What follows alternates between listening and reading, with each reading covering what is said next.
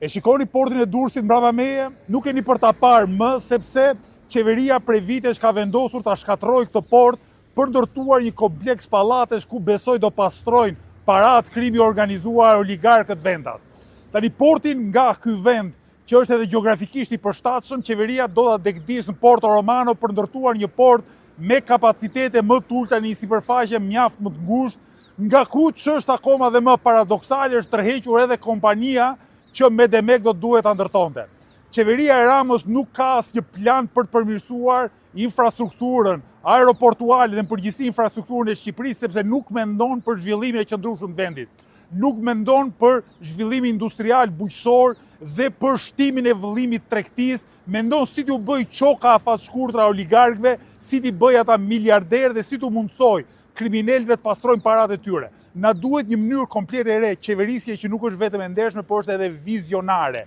që shton kapacitetet prodhuese dhe qarkulluese të ekonomisë vendit, lëvizja bashkë ka ide dhe vullnetin për ta bërë realitet këtë gjë.